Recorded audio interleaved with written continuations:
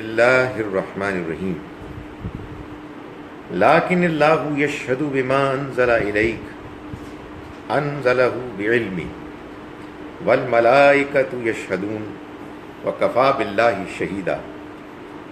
سورہ نساء کا بالکل آخری حصہ ہے اور امید ہے انشاءاللہ کہ ہم آج سورہ مبارکہ مکمل کر لیں گے، لیکن آپ کو یاد ہوگا کہ میں اس کے آخری چند اسباب میں یہ بات بار بار بیان کرتا چلا آ رہا ہوں کہ یہ سورہ مبارکہ اور اس سے پیچھے سورہ مائدہ، یہ دو صورتیں ایسی ہیں کہ جن میں اللہ تعالیٰ نے یہ طریقہ اختیار کیا ہے کہ صورتیں اپنے مضمون کے لحاظ سے اپنے اصل خاتمے اختتام سے کہیں پہلے ختم ہو جاتی ہیں، لیکن اس کے بعد سورہ مبارکہ میں جو چند سوالات ہیں ان کے جوابات شروع ہو جاتے ہیں۔ چنانچہ سورہ نساء میں سورہ مبارکہ 126 آیت پر ختم ہو گئی۔ اس کے بعد 4 سوالات ہیں کہ جن کے جوابات اللہ تعالیٰ نے بیان فرمائے۔ پہلے آیت نمبر 127 سے لے کر اور 134 تک اس سوال کا جواب دیا گیا کہ جو پیدا ہوا اس مسئلے کی وجہ سے کہ جہاں اللہ تعالیٰ نے مسلمان مردوں کو یہ تلقین کی کہ غزوہ احد میں جو بچے یتیم ہو گئے ان کے مال کی نگہداشت کے لیے وہ ان کی ماؤں سے نکاح کر لیں، تو ان سے نکاح سے متعلق کچھ سوالات پیدا ہو گئے تھے۔ اس کے بعد آیت نمبر 135 سے یہ سوال جو منافقین کی جانب سے اٹھایا گیا اہل کتاب سے متعلق کہ آخر اہل کتاب کے بارے میں اتنی شدت اختیار کرنے کی کیا ضرورت ہے جبکہ وہ بھی مسلمانوں ہی کی طرح اللہ کی کتابوں اللہ کے پیغمبروں کو ماننے والے ہیں۔ تو اس حقیقت کو، اس مسئلے کو واضح کیا گیا، بیان کیا گیا۔ اس کے بعد آیت نمبر 153 سے 153 سے ایک تیسرے سوال کا جواب دیا گیا۔ وہ سوال براہ راست اہل کتاب سے تھا۔ اہل کتاب نے یہ سوال اٹھایا کہ آپ اگر ہم کو اس قرآن مجید کو اللہ کی کتاب کے طور پر منوانا چاہتے ہیں تو پھر آپ کو ہمیں دکھانا ہوگا کہ آسمان سے وحی نازل ہو رہی ہے، ایک کتاب آ رہی ہے اور ہم اس کو اترتے ہوئے دیکھ رہے ہیں، اس کے بغیر ہم ماننے کے لیے تیار نہیں ہوں گے۔ تو اللہ تعالیٰ نے پھر اس معاملے میں وضاحت بھی فرمائی اور اہل کتاب یہود و نصارہ کے اس رویے پر سخت ناراضی اور اپنے جلال کا اظہار بھی فرمایا اور یہود کی تاریخ کو بیان کر کے یہ بتایا کہ اگر آج یہ اس قسم کی فرمائش کر رہے ہیں تو یہ کوئی بہت تعجب کی بات نہیں ہونی چاہیے، اس لیے کہ ان کی تاریخ سے معلوم ہوتا ہے کہ اس سے پہلے انہوں نے موسیٰ علیہ السلام کے ساتھ بھی یہی رویہ اختیار کیا۔ یہ بھی معاملہ چل رہا ہے۔ آج ہم آپ یوں سمجھیے کہ اسی تیسرے سوال کے اعتراض کے جواب کو پڑھ رہے ہیں اور یہ اختتام کو پہنچنے والا ہے۔ فرمایا لیکن اللہ یشہد بما انزل الیک انزلہ بعلمہ، مگر اللہ اس چیز کی گواہی دیتا ہے جو اس نے تم پر نازل کی ہے۔ کیا؟ انزلہ بعلمہ، کہ اس نے اس کو نازل کیا ہے اپنے علم کے ساتھ۔ یعنی آپ یوں سمجھیے کہ پچھلے بیان سے جوڑ کر اگر آپ اس کو سمجھیں تو بات کچھ یوں ہے کہ اللہ تعالیٰ فرما رہے ہیں کہ یہ جھٹلاتے ہیں تو جھٹلائیں، یہ انکار کرتے ہیں تو کریں، مگر اللہ اس چیز کی گواہی دیتا ہے جو اس نے تم پر نازل کی ہے۔ یعنی یہ اہل کتاب یہود و نصارہ نہیں ماننا چاہتے، نہ مانیں، اللہ اس بات کی گواہی دیتا ہے جو اس نے تم پر نازل کی ہے، اس نے اپنے علم کے ساتھ اسے نازل کیا ہے۔ فرمایا وکفا باللہ شہیدا، اور اللہ گواہی کے لحاظ سے کافی ہے، یعنی اللہ کافی ہے گواہ ہونے کے لحاظ سے. سوری، والملائکۃ یشہدون، درمیان میں کٹی، والملائکۃ یشہدون، اور فرشتے بھی گواہی دیتے ہیں. وکفا باللہ شہیدا، اور اللہ گواہی دینے کے لیے کافی ہے. یعنی یوں تو اس کے فرشتے بھی اس بات پر گواہ ہیں، لیکن حقیقت یہ ہے کہ اگر اللہ ہی کی گواہی ہو تو وہ بھی کافی ہے. اس سے کیا مطلب ہے؟ اس سے مراد یہ ہے کہ اللہ نے اس سے پہلے تاریخی لحاظ سے یہ بات واضح کی کہ یہ کوئی پہلا کلام نہیں ہے جو نازل ہو رہا جس کا کہ یہ انکار کر رہے ہیں. اس سے پہلے یہ اہل کتاب خود اپنی تاریخ میں بہت سے اس طرح کے پیغمبروں کے حالات سے واقف ہیں کہ جو اللہ کی کتاب، اللہ کی وحی کو اترتے ہوئے اپنے پیغمبروں کے سامنے محسوس کرتے تھے اور ان پر وہ ایمان بھی لائے تھے. لیکن اس کے بعد آخر میں اللہ تعالیٰ یہ فرما رہے ہیں کہ وہ نہیں مانتے تو نہ مانیں. آپ کو تو پورا اطمینان ہے کہ یہ اللہ کا کلام ہے. اصل میں ایک اطمینان وہ ہوتا ہے کہ جو انسان کے دل میں ہوتا ہے، ایک اطمینان وہ ہوتا ہے کہ جو آپ دلائل سے حاصل کرتے ہیں، آپ کو ایویڈنسز ملتے ہیں، آپ کو لوگوں کی باتیں سننے کو ملتی ہیں اور اس کے بعد آپ کو اطمینان ہوتا ہے.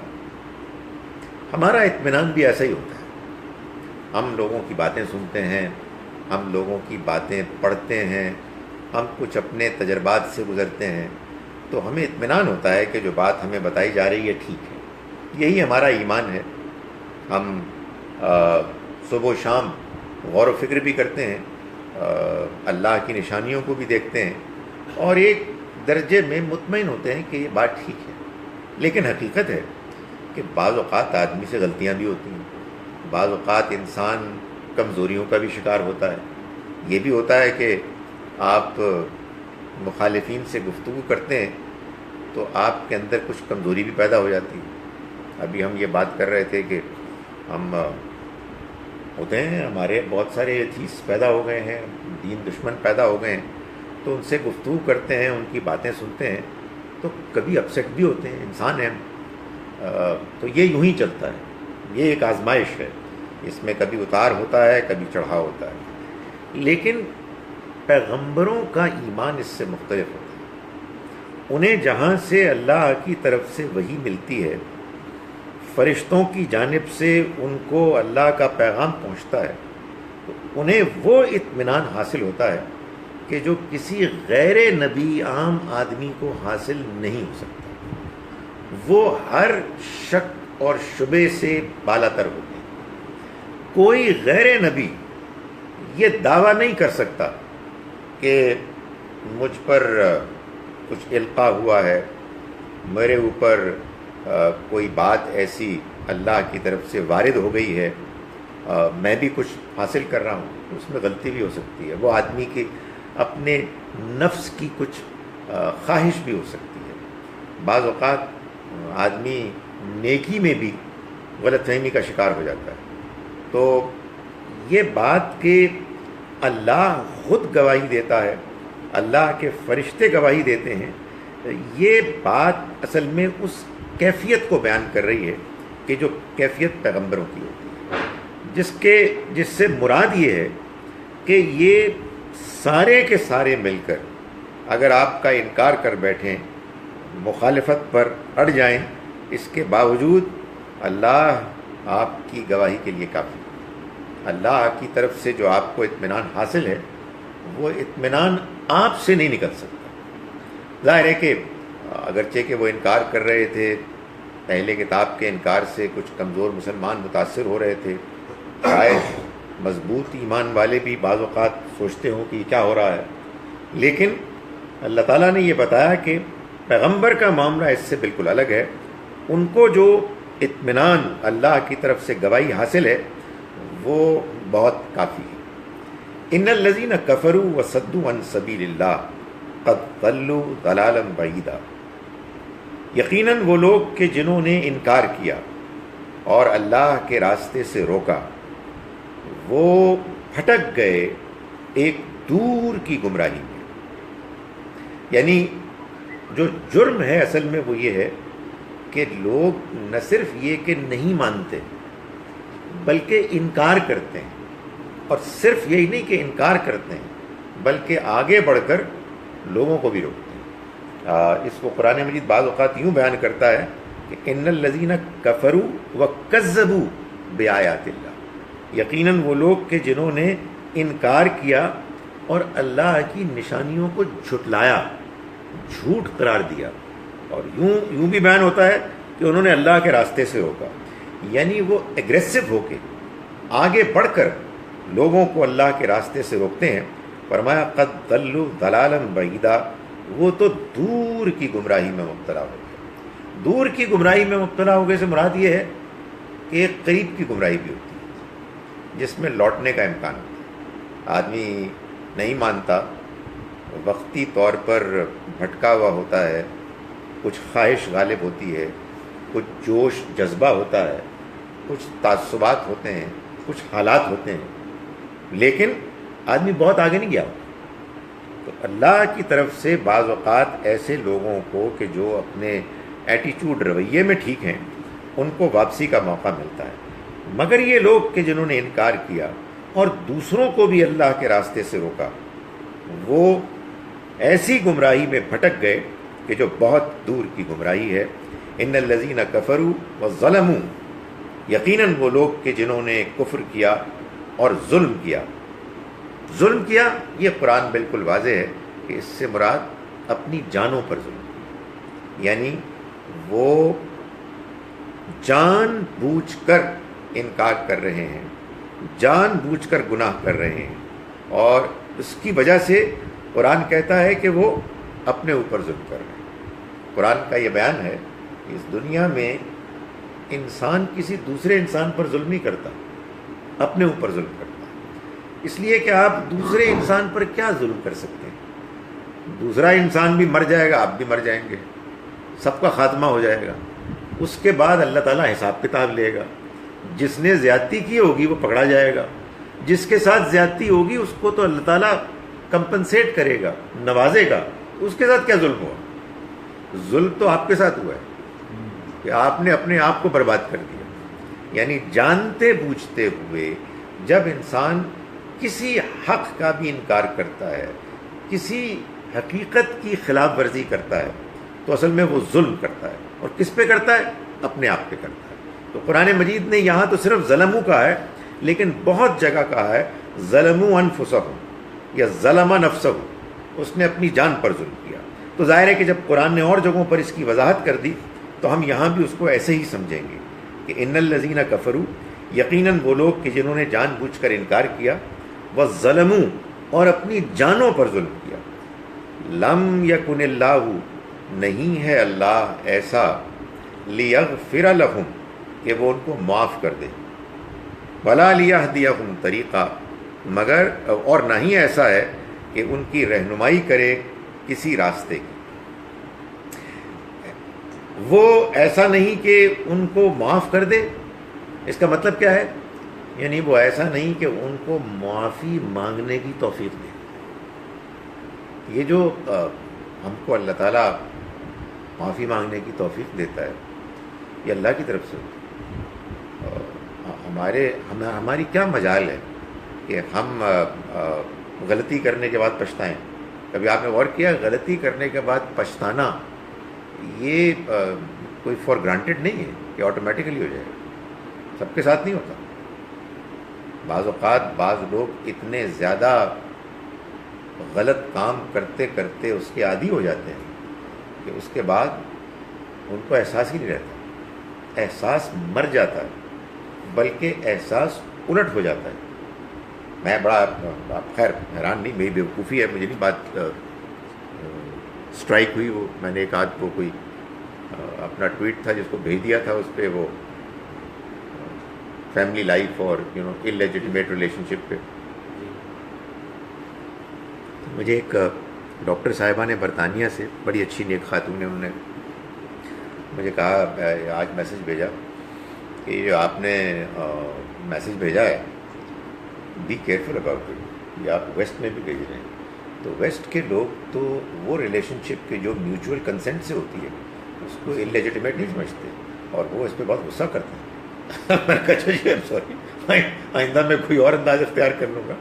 بٹ یو سی بات کہاں سے کہاں پہنچ جاتی ہے کہ جب آپ کسی غلط کام کو کرتے چلے جاتے ہیں، معاشرہ کرنا شروع کر دیتا ہے، کرتا چلا جاتا ہے، ایک وقت وہ بھی آتا ہے کہ پھر آپ یہ کہتے ہیں یہ غلط نہیں صحیح ہے، اور جو اس کو غلط کہتا ہے وہ اس کے خلاف سختی کرتے ہیں کہ آپ کون ہوتے ہیں کہنے والے. سو یہاں اللہ تعالیٰ ہی فرما رہے ہیں کہ وہ لوگ کہ جنہوں نے ظلم کیا اپنی جانوں پر، اللہ ایسا نہیں ہے کہ لیغفر لہم، کہ ان کو معاف کر دے، یعنی ان کو معافی مانگنے کی توفیق دے. ولا لیہدیہم طریقہ، اور نہیں یہ کہ وہ ان کی رہنمائی کرے گا کسی راستے کی، الا طریقہ جہنم، سوائے جہنم کے راستے کی. خالدین فیہا ابدا، وہ رہیں گے اس میں ہمیشہ کے لیے. یعنی یہ ہمیشگی اصل میں کیا ہے کہ انہوں نے اس دنیا میں جو غلط رویہ اختیار کیا، جس کی غلطی کے غلط ہونے کو ان کی فطرت اور عقل جانتی تھی. اللہ نے سب انسانوں کو ایسے ہی ڈیزائن کیا. وہ اس غلط راستے کو اختیار کرتے کرتے آگے ایسے بڑھ گئے کہ ان کی واپسی کا اب کوئی امکان نہیں. تو ظاہر ہے کہ جب ان کو سزا ملے گی تو اس کو خاتمے کا بھی کوئی امکان نہیں. تو فرمایا کہ یہ اس میں ہمیشہ رہیں گے. اور اس میں ظاہر ہے کہ ہمارے بہت سے لوگ جو اس طرح کی باتیں سن کے پریشان ہوتے ہیں یا ان کی طبیعت مطمئن نہیں ہوتی، وہ یہ کہتے ہیں کہ نہیں، اللہ تعالیٰ ایسا نہیں کر سکتا، یہ کیسے ہو سکتا ہے، اپنے بندوں کو کر دے. تو اللہ تعالیٰ اسی لیے آپ بار بار اس کو بیان کرتا ہے، وَكَانَ ذَلِكَ عَلَى اللَّهِ يَسِيرًا، یہ اللہ کے لیے آسان ہے، اس کے لیے کوئی پرابلم نہیں ہے. کہ جب ایک شخص کے ظالم ہونے اور ظلم پر اصرار کرنے والے ہونے پر اس کا ثابت ہو گیا ہے، وہ طے ہو گیا ہے، تو اب اسے اس میں کوئی رکاوٹ نہیں ہوگی، اسے کوئی ملال نہیں ہوگا کہ وہ ایسے لوگوں کو یہ سخت سزا دے. یہ اس کے لیے آسان ہے. یا ایھا الناس، اے لوگو، قد جاءکم الرسول، تمہارے پاس آ گئے رسول، بالحق، حق کے ساتھ، من ربکم، تمہارے رب کی جانب سے، فآمنوا، تو ایمان لے آؤ، خیر لکم، یہ تمہارے لیے بہتر. قرآن مجید میں یعنی جو اس کے سمجھنے میں بعض اوقات نزاکتیں ہوتی ہیں، ان میں سے ایک یہ بھی ہوتی ہے کہ اللہ تعالیٰ بعض اوقات بظاہر الفاظ عام استعمال کر رہے ہوتے ہیں، جنرل، لیکن اس سے مراد کوئی خاص پرٹیکولر گروہ طبقہ ہوتا ہے. یا ایھا الناس سے بظاہر ایسا لگتا ہے کہ ساری انسانیت مراد ہے. جو پیغام، جو بات بیان ہوئی ہے تو سبھی کے لیے، لیکن جہاں قرآن مجید میں آئی ہے، جس کانٹیکسٹ، سیاق سباق میں، اس میں اس سے معلوم ہوتا ہے کہ خطاب خاص طور پر ان اہل کتاب سے ہے کہ جن کو اس سے پیچھے خطاب کیا گیا تھا کہ اے لوگو، اے یہود و نصارہ، تمہارے پاس آ گئے ہیں رسول سچائی کے ساتھ، حق کے ساتھ، تمہارے رب کی جانب سے، فآمنوا خیر لکم، تو ایمان لے آؤ اس پر، اسی میں تمہاری بہتری ہے. وَإِن تَكْفُرُوا، اور اگر تم انکار کرو گے، انکار پر اڑے رہو گے، فَإِنَّ لِلَّهِ مَا فِي السَّمَاوَاتِ وَالْأَرْضِ، تو اللہ ہی کا ہے جو کچھ بھی آسمانوں میں ہے اور زمین میں. یعنی مطلب یہ ہے کہ تم اگر انکار کرو گے اور اس پر اڑے رہو گے تو اللہ کا کچھ بگاڑ نہیں سکو گے، اللہ کو کوئی فرق نہیں پڑے گا. اس غلط فہمی میں مبتلا نہ ہونا کہ تمہارے ایمان سے اس کی خدائی میں کوئی اضافہ ہو جائے گا یا تمہارے انکار سے اس کے ہاں کوئی کمی ہو جائے گی. نہیں، وہ تم اس کا کچھ نہیں بگاڑ سکتے. فَإِنَّ لِلَّهِ مَا فِي السَّمَاوَاتِ وَالْأَرْضِ، اس لیے کہ اللہ ہی کا ہے جو کچھ بھی آسمانوں میں ہے اور زمین میں. وَكَانَ اللَّهُ عَلِيمًا حَكِيمًا، اور اللہ علیم و حکیم ہے، یعنی وہ ہر ایک کو اس کے اعمال کا بدلہ دے گا. سو تم اس غلط فہمی میں مبتلا نہ ہو کہ اگر تم نے انکار کر دیا، تمہارے گروہ نے انکار کر دیا، تو گیم بدل جائے گی، تو اللہ کا فیصلہ کچھ اور ہو جائے گا. نہیں، تم اللہ کا کچھ نہیں بگاڑ سکتے. وہ انسانوں کے ساتھ معاملہ کرے گا ان کے اپنے اپنے پرفارمنس، ان کے اعمال کے لحاظ سے. وکان اللہ علیما حکیما، اور اللہ سب کچھ جاننے والا ہے، بڑی حکمت والا ہے. یعنی وہ حساب کرے گا اس بنیاد پر کہ وہ سب کچھ جانتا ہے، اور وہ حساب کرے گا بالکل ٹھیک عین انصاف کے مطابق، اس لیے کہ وہ حکیم ہے. یعنی وہ خواہ کسی کی دشمنی میں مبتلا نہیں ہوتا، بلکہ اس کے سارے فیصلے حکمت پر مبنی ہوتے ہیں. یا اہل الکتاب، اے اہل کتاب، لا تغلو فی دینکم، مت غلو کرو اپنے دین کے معاملے میں. ولا تقولوا علی اللہ الا الحق، اور نہ اللہ کے بارے میں کوئی بات کہو سوائے حق کے. یہ ایک بڑی اہم بات ہے. یہ اگین بات تو ہوئی ہے اہل کتاب سے، لیکن قرآن مجید کا یہی طریقہ ہے کہ وہ ایک گروہ سے کوئی بات کرتا ہے اور بعض اوقات بس انہی سے کرتا ہے، اور بعض اوقات وہ بات سبھی کے لیے ہوتی ہے، جنرل ہوتی ہے. تو فرمایا کہ اہل کتاب تم اپنے دین کے معاملے میں غلو نہ کرو. غلو مبالغہ ایگزیجریشن. دین میں ایگزیجریشن یہ ہے کہ آپ جس چیز کا، جس شخص کا جو مقام ہے، آپ اس کو وہاں سے اٹھا کے کہیں اور لے جائیں. ایک عام آدمی ہے، اس کو آپ پیغمبر بنا دیں. پیغمبر ہیں، ان کو اللہ کا بیٹا بنا دیں. مسیح علیہ السلام نے اپنے ماننے والوں کو یہ تعلیم دی کہ دنیا کی یہ جو لالچ دینے والی چیزیں ہیں، جن سے انسان کا اخلاق، ایمان، کردار، آنیسٹی بگڑتی ہے، تو ہم اپنے آپ کو ان سے بچاؤ. قرآن نے بھی بہت کہا ہے نا کہ یہ دنیا کی زندگی اور اس کی جو رونقیں ہیں، ان پہ نہ جاؤ. یعنی مطلب یہ ہے کہ ان کی وجہ سے بے ایمانی نہ کرو، ان میں پڑھ کے اللہ کی یاد سے غافل نہ ہو، آخرت کو فراموش نہ کر دو.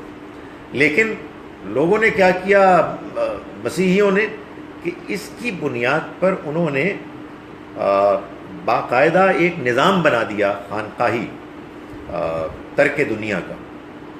اور وہ اب ان کے ہاں یہ سمجھا جاتا ہے کہ اگر آپ دنیا کی تمام چیزوں سے کنارہ کشی اختیار نہیں کرتے تو آپ آئیڈیل زندگی نہیں گزارتے. یہ کیا ہے؟ یہ مبالغہ ہے. یعنی جو رہبانیت کا طریقہ ہے، یہ ان کے، ہمارے یہاں بھی بہت مبالغہ ہے. یعنی نیکی کے چکر میں معلوم ہوتا ہے کہ دین کی شکل ہی بگڑ گئی، کچھ سے کچھ ہو گیا. اللہ تعالیٰ نے ایک سادہ بات کہی تھی، لیکن بعض نیک لوگوں نے اس سادگی میں اتنا اضافہ کیا کہ معلوم ہوتا ہے کہ اب دنیا گزاری نہیں جا سکتی. آپ دیکھیں بہت ہے. سو یہ کیا ہے؟ یہ مبالغہ ہے، ایگزیجریشن. دین ایک بالکل توازن کا نام ہے، ایک بیلنس کا نام ہے. لیکن وہاں بھی یہ ہوا اور یہاں بھی، ہمارے یہاں بھی ظاہر ہے کہ انہوں نے بنا دیا مسیح علیہ السلام کو اللہ کا بیٹا. تو ہم نے کہا جی کہ ہمارے پیغمبر تو ان سے بھی آگے ہیں، نور ہے، روشنی ہے. اللہ نے ایک دنیا بنائی انہی کے لیے. اس کے بعد اب کیا کر سکتے ہو؟ ایک ایکسٹریم. سو یہ اللہ تعالیٰ فرما رہے ہیں کہ اپنے دین کے معاملے میں غلو نہ کرو. اور کیا فرمایا دیکھیں کیوں ہوتا ہے غلو؟ ولا تقولوا علی اللہ الا الحق، اور اللہ کے بارے میں حق کے علاوہ کچھ نہ کہو. اب یہ جو ہے نا کہ نبی صلی اللہ علیہ وسلم کا نور سب سے پہلے بنا اور آپ کے لیے یہ کائنات بنی، یہ کوئی تیسرے نہیں چوتھے درجے کی کوئی فضول قسم کی کوئی تاریخی باتیں ہیں جن کا کوئی حقیقت سے تعلق نہیں ہے، لیکن وہ مشہور ہو گئے. وہ لوگوں کے ایمان بیانات کا حصہ بن گئی. وہ کیوں ہوا؟ ولا تقولوا علی اللہ الا الحق، اللہ کے بارے میں حق کے علاوہ کچھ نہ ہو، ایگزیجریٹ مت کرو. اب یہ ظاہر ایک جنرل بات ہے. اس جنرل بات کے بعد پھر جو پرٹیکولر بات جس سے متعلق جو موضوع سے متعلق ہے وہ یہ ہے فوری انما المسیح عیسی ابن مریم رسول اللہ و کلمتہ، مسیح عیسیٰ مریم کے بیٹے تو اللہ کے رسول ہیں بس، اور اس کے کلمے ہیں، یعنی اس سے زیادہ ان کی کوئی حقیقت نہیں ہے۔ وہ اللہ کے رسول ہیں اور اس کا کلمہ ہے۔ کلمہ ہے یعنی مطلب یہ ہے کہ جیسے اللہ تعالیٰ اپنے بعض دوسرے فیصلے کرتا ہے کلمہ کن کہہ کے تو وہ ہو جاتے ہیں، اسی طرح سے مسیح علیہ السلام عام دستور روٹین کے مطابق پیدا نہیں ہوئے، بلکہ اللہ کے کلمہ کن کے نتیجے میں پیدا ہوئے۔ تو یہ اللہ کا کلمہ ہے، اس کے علاوہ کچھ بھی نہیں ہے۔ تو فرمایا کہ اس بارے میں تم مبالغہ کیوں کر رہے ہو، ایگزیجریٹ کیوں کر رہے ہو؟ مسیح عیسیٰ مریم کے بیٹے اللہ کے رسول ہیں اور اس کا کلمہ ہے بس۔ القاہا الی مریم، جو اس نے اتارا مریم پر، وروح منہ، اور اس کی طرف سے روح ہے، یعنی جو روح اس نے ان میں پھونک دی، جیسے اللہ نے روح پھونکی آدم علیہ السلام میں، ایسے ہی ایک روح ہے کہ جو انہوں نے ان کے اندر پھونکی۔ فآمنوا باللہ ورسولہ، چنانچہ تم ایمان لاؤ اللہ پر اور اس کے رسولوں پر، یعنی ایمان لاؤ اس حقیقت پر کہ جو بتائی جا رہی ہے، جو بالکل سادہ ہے، جو بالکل سمجھ میں آنے والی ہے، اللہ کے قانون دستور کے مطابق ہے۔ ولا تقولوا ثلاثہ، اور مت کہو تین، یعنی وہ جو ان کے ہاں ٹرینٹی کا ہے نا ایک عقیدہ، باپ، بیٹا، روح القدس۔ اللہ تعالیٰ کو نعوذ باللہ باپ بنایا، مسیح علیہ السلام کو بیٹا بنایا، اور جبرائیل علیہ السلام کو روح القدس بنایا، اور یہ کہا کہ یہ اصل میں گاڈ ہیڈ جو خدائی ہے یہ اس کی تثلیث ہے، یہ تین ہیں الگ الگ مگر وہ تین ایک ہیں۔ تو آپ زیادہ جب آپ سوال کرتے ہیں تو کہتے ہیں یہی تو مسٹری ہے، اور ایمان تو اسی چیز کا نام ہے، بالغیب، یعنی بلائنڈ فیتھ ہمارے مسلمان بھی کہتے ہیں۔ جب ہم نروس ہو جاتے ہیں، جب ہمارے پاس جواب مل گئے یہ بالغیب ہے۔ بات یہ ہے کہ ظاہر ہے کہ جب آپ کوئی بات ایسی کریں گے کہ جس کی تک کوئی نہیں ہوگی تو پھر آخر میں ہی جواب دینا پڑے گا۔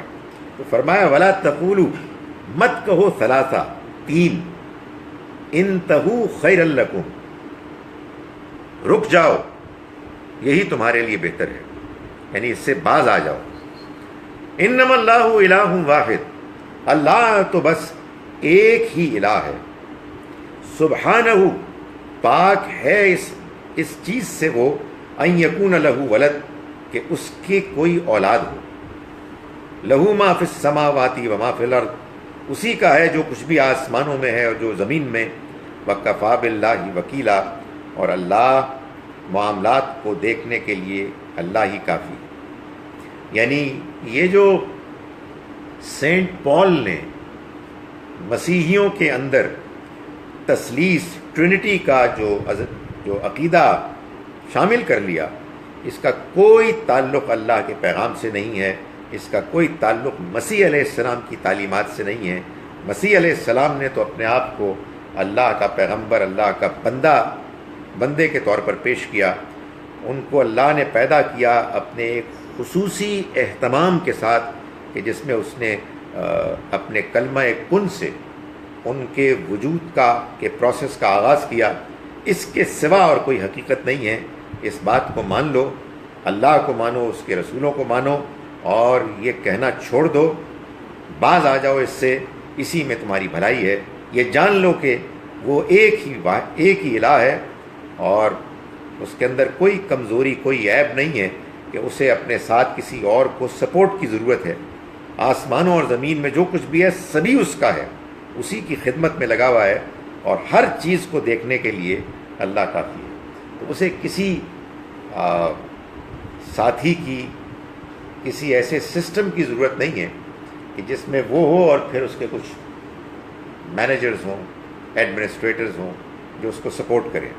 تو یہ ایک غلط طریقہ، نظریہ ہے کہ جو شامل ہو گیا ہے۔ اسی کی بنیاد پر ہم کہہ سکتے ہیں کہ اللہ کی توحید کے بارے میں اور جو نظریات غلط انٹ سنٹ جو لوگ بیان کرتے ہیں اور پھر وہ اس کو جسٹیفائی کرنے کے لیے کچھ اسی طرح کی توجیحات کرتے ہیں، ایکسپلینیشن لاتے ہیں، ان کی بھی کوئی حقیقت نہیں ہے۔ جو نظریہ، جو انڈرسٹینڈنگ اللہ وحدہ لا شریک، جو واحد ہے، پیدا کرنے والا، دنیا کا چلانے والا، لوگوں کی دعاؤں کو سننے والا، ان کے معاملات کو طے کرنے والا، واحد عبادت کے لائق، اگر اس میں کوئی شخص کوئی ڈنڈی مارتا ہے، اس کا کوئی تعلق اللہ کے دین اور اس کے بیان سے نہیں ہے۔ چنانچہ ہمارے یہاں بھی فلسفیانہ طور پر ایک پرانی چیز چلی آ رہی ہے جس سے بعض لوگ بڑے امپریس ہوتے ہیں، وہ کہتے ہیں وحدت الوجود۔ کل بھی اس کا ایک سوال کسی نے کیا تھا۔ اس کا مطلب یہ ہے کہ ساری کائنات اصل میں ایک ہی ہے، مطلب وجود ایک ہی ہے، اللہ کے علاوہ کچھ ہے ہی نہیں، باقی سب کچھ نہیں ہے۔ تو یہ بھی ایک گپ ہے، اسٹریٹ بات ہے کہ باقی ساری مخلوقات اللہ کی مخلوق ہے، اللہ نے اس کو بنایا ہے، ہم لوگ اس کے بندے ہیں۔ اللہ الگ ہے، وہ ہمیشہ سے ہے، قدیم اور ہمیشہ رہے گا، نہ اس کو اونگ آتی ہے نہ نیند آتی ہے، وہ فیصلہ کرتا ہے، وہ فیصلہ نافذ ہو جاتا ہے۔ تو اپنے آپ کو اس عقیدے، اس نظریے کے مطابق ٹھیک کر لو، باز آ جاؤ، اسی میں تمہاری خیر ہے، اس لیے کہ کائنات کی حقیقت ایک ہی حقیقت ہے۔ لن یستنکف المسیح ان یکون عبدا للہ، فرمایا کہ مسیح کو اس بات سے ہرگز کوئی شرم، کوئی عار نہ ہوگی کہ وہ اللہ کا ایک بندہ، ان یکون عبدا للہ، ولا الملائکۃ المقربون، اور نہ ہی مقرب فرشتے اسے کبھی عار سمجھیں گے۔ یعنی یہ معلوم ہوتا ہے کہ یہ جو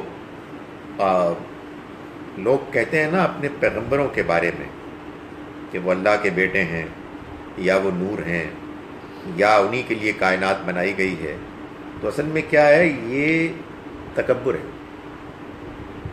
ایک تکبر ہوتا ہے جو آپ اپنی ذات میں کرتے ہیں، اور ایک تکبر ہوتا ہے جو آپ اجتماعی طور پہ کرتے ہیں۔ جیسے ہم لاہوری کرتے ہیں نا، جنہیں لاہور نہیں دیکھا وہ جمعہ کی اور لاہور ہے، یہ اجتماعی تکبر ہے۔ سو ایک اجتماعی تکبر بھی ہوتا ہے کہ آدمی کہتا ہے جو ہم ہیں وہ ہیں ہی کوئی نہیں، جیسے یہودی کرتے تھے، ہم بھی بیوقوف انہی کی طرح کرتے ہیں، وہ پہلے وہ کرتے تھے، اب ہم کرتے ہیں۔ تو اللہ تعالیٰ نے یہاں فرمایا کہ تمہیں معلوم ہونا چاہیے کہ مسیح کو تو اس سے کوئی عار، کوئی شرم نہیں محسوس ہوگی کہ انہیں اللہ کا بندہ قرار دیا جائے، نہ فرشتوں کو ہوگی جو اس کے مقرب فرشتے ہیں۔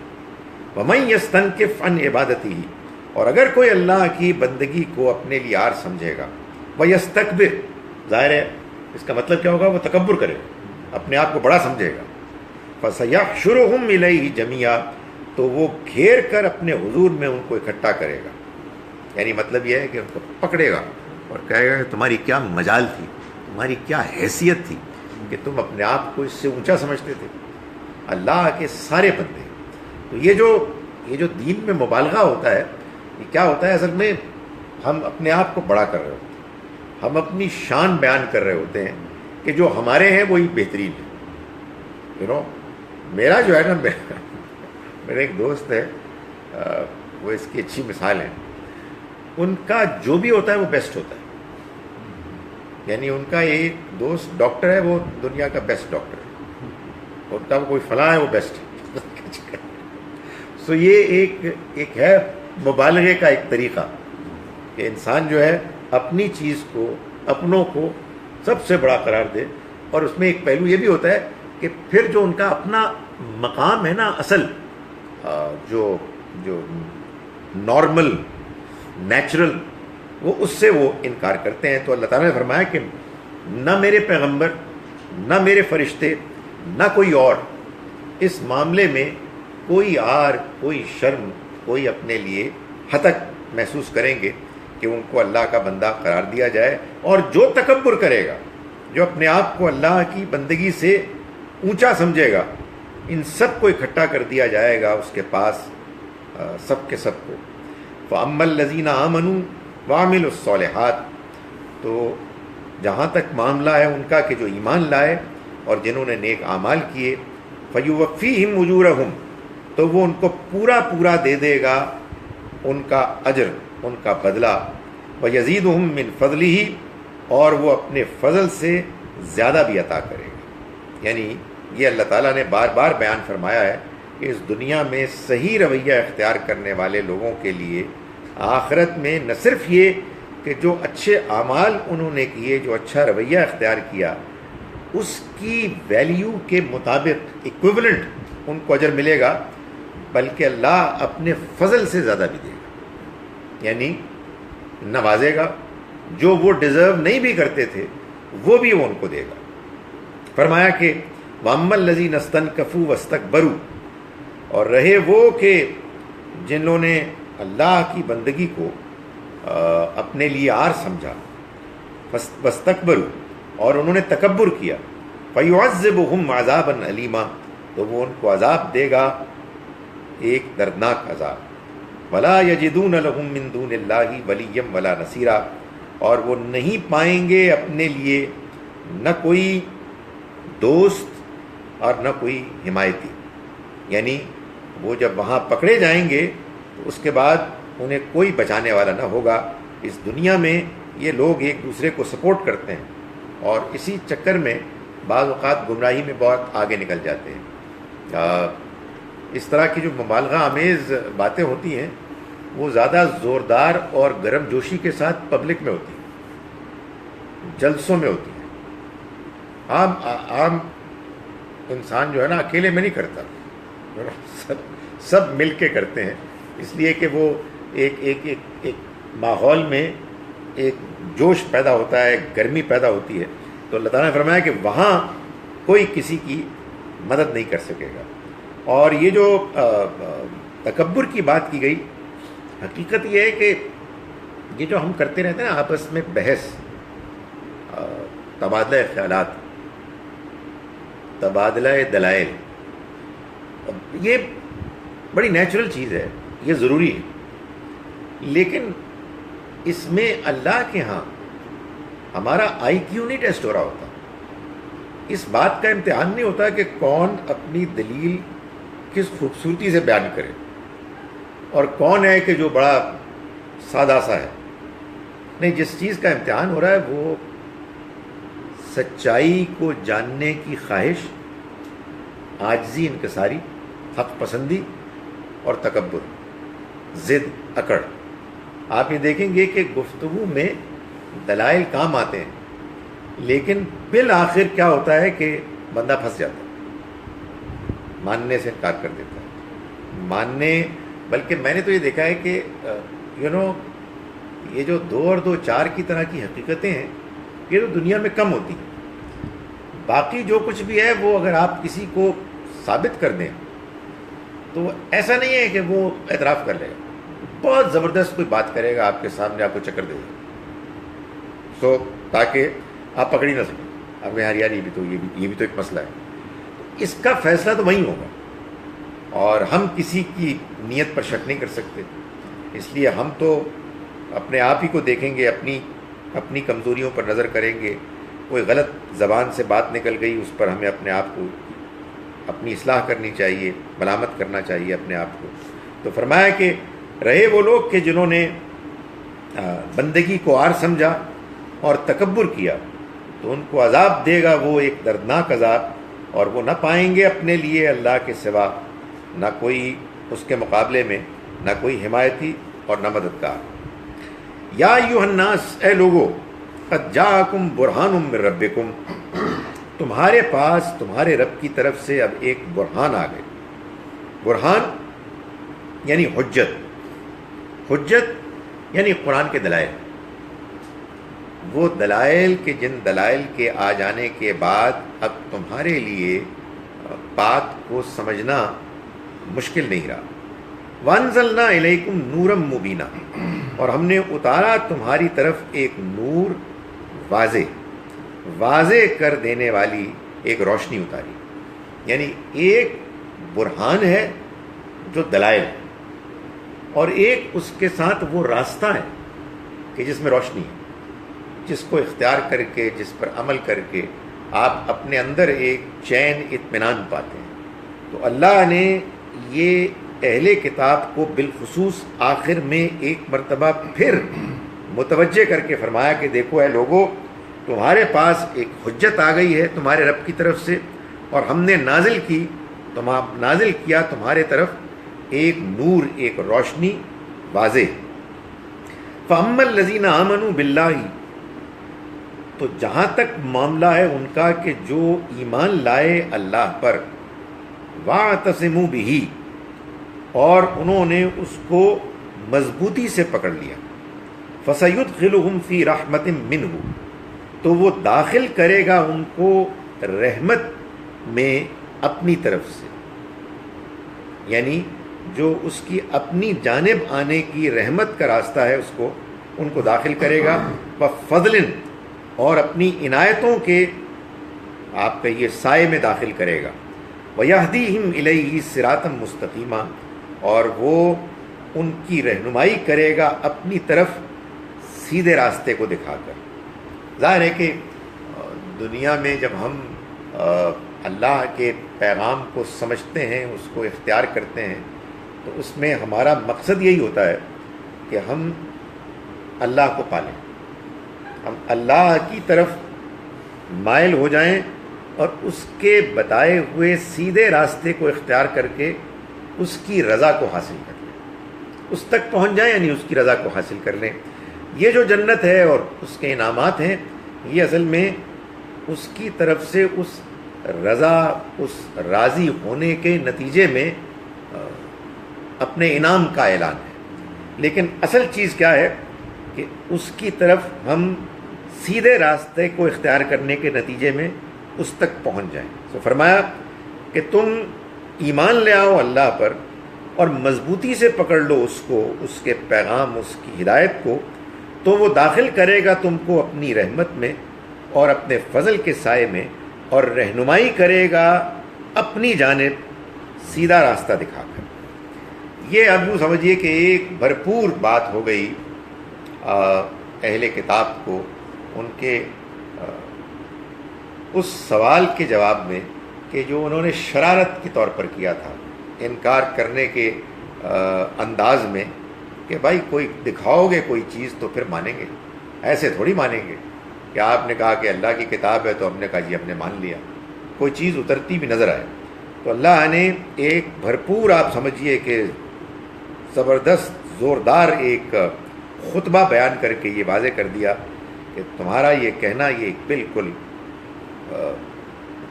غیر منطقی اور شرارت پر مبنی ایک فتنے کو پیدا کرنے کے لیے بات تھی، لیکن اگر تم اللہ کے پیغام اور اس کی رہنمائی کو صحیح طرح سے سمجھنے میں دلچسپی رکھتے ہو تو پھر تمہارے لیے اس کتاب میں واضح دلائل موجود ہیں، اور یہ تمہاری رہنمائی کر رہی ہے یہ کتاب سیدھے راستے کی طرف۔ اب جناب آخری آیت میں چوتھے سوال کا جواب ہے۔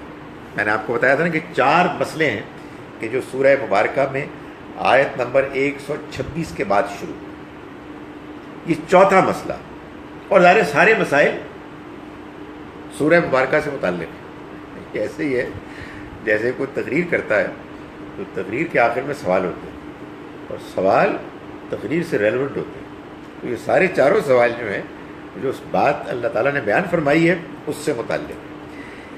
ایک اور بات آپ کو یاد ہوگا اس سورہ مبارکہ میں بہت اہم جو بیان ہوئی ہے وہ قانون وراثت ہے۔ قانون وراثت جو اللہ تعالیٰ نے بیان فرمایا اس میں جو تقسیم بیان کی گئی اور تقسیم کے مختلف سینیریوز بیان کیے گئے، ان میں ایک پہلو یہ بھی ہے کہ اگر کوئی شخص مر جائے اور اس کی بیوہ بھی ہے، اس کے والدین بھی ہیں اور اس کی اولاد بھی ہے، اولاد یعنی بیٹے ہیں یا بیٹیاں ہیں یا بیٹے بیٹیاں دونوں ہیں، تو کیا ہوگا؟ پہلے تو خیر وہ جو قرض چھوڑ کے گیا ہے وہ ادا ہوگا، اگر اس نے کوئی وصیت کی ہے وہ پوری کی جائے گی، اس کے بعد جو کچھ بچا ہے اس میں سے اس کی بیوہ کو اگر اولاد ہے تو 1/8 حصہ ملے گا، اور اگر اولاد نہیں ہے تو 1/4 ملے گا، اور والدین کو اگر اولاد ہے تو دونوں کو، ماں اور باپ کو 1/6 1/6 ملے گا، اور بقیہ جو حصہ بچ جائے گا وہ بیٹوں اور بیٹیوں میں 1 اور 2 کی نسبت تناسب سے تقسیم ہو جائے گا۔ اگر ایک بیٹی ہے تو جو کچھ بچا ہے اس میں سے اس کو آدھا ملے گا، اور اگر 2 یا 2 سے زیادہ بیٹیاں ہیں تو انہیں 2/3 2/3 میں برابر کا حصہ مل جائے گا۔ یہ سب کچھ قرآن نے بیان کر دیا، لیکن اس بیان میں ایک اور بات بھی بیان کی، اور وہ بات یہ بیان کی کہ دیکھو، اگر تو اولاد ہے تو ماں کا حصہ بھی 1/6 اور باپ کا حصہ بھی 1/6، اور اگر اولاد نہیں ہے تو ماں کا حصہ جو باقی بچ گیا، جو اولاد ہونے کی صورت میں ان کو ملتا، اس میں ماں کا 1/3 ہے اور باپ کا 2/3 اولاد نہ ہونے کی صورت میں۔ یہ ہو گئی بات۔ اس کے بعد یہ فرمایا کہ البتہ اگر بہن بھائی ہوں تو پھر ماں کا حصہ 1/6 اور باپ کا حصہ 1/6۔ اس کا obvious مطلب یہ تھا کہ اپنے بہن بھائیوں کی صورت میں وہ اولاد کی جگہ لے لیں۔ بھائی اولاد نہیں ہے تو ماں کو 1/3 ملا، باپ کو 2/3 ملا، باقی کچھ بھی نہیں بچا، سب تقسیم ہو گیا۔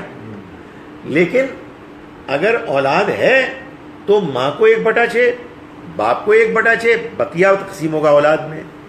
اب اگر یہ کہا جائے کہ اولاد تو نہیں ہے لیکن بہن بھائی ہیں تو ماں کو پھر 1/6 ملے گا اور باپ کو پھر 1/6 ملے گا، تو اس کا مطلب کیا ہے؟ اس کا مطلب اس کے سوا کچھ نہیں ہے کہ بہن بھائی اولاد کی جگہ آ جائیں گے۔ اللہ تعالیٰ کے کلام میں تو جو شان ہے اور اس میں جو فصاحت و بلاغت ہے، اور بعض اوقات اس میں جو ایجاز ہے، اس میں ایسی بات ہوتی ہے۔ اور سچی بات یہ ہے کہ بعض اوقات لوگ اسی لیے غلط بات سمجھتے ہیں، پوری طرح غور نہیں کرتے۔ وہ کوئی مسئلہ نہیں ہے، غلطی ہو جائے تو میں نے ابھی گزارش کی کہ وہ ٹھیک ہو جاتی ہے، غلطی پر ضد نہیں کرنی چاہیے۔ کوئی آنے والا آپ کو سمجھا دے گا، کوئی نیا پیدا ہوگا بتا دے گا یار وہ اصل میں جو آپ کو تھی نا پرابلم، اس کا جواب دیا۔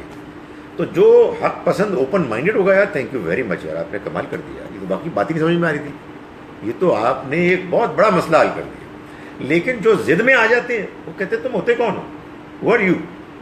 تو یہاں یہ اللہ تعالیٰ نے جو بات بیان فرمائی، یہ بات واضح تھی، لیکن سب کے لیے تو واضح نہیں تھی۔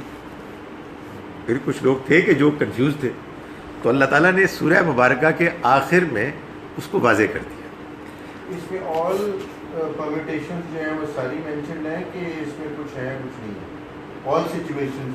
ہاں، یعنی قرآن مجید میں ساری سچویشن، یعنی یہ میں وراثت کی بات، ہاں وراثت کی بات، یعنی اس میں جو وراثت کا قانون بیان ہوا ہے اس میں سب کچھ آپ نکال سکتے ہیں، سوائے اس کے کہ بعض صورتوں میں جو اللہ تعالیٰ کے اپنے بیان کے مطابق کچھ حصہ رہ جاتا ہے، اس کو اللہ نے خود اوپن رکھا ہے، اس کے پھر کئی پاسبلٹیز، اختلاف بس وہیں ہو سکتا ہے۔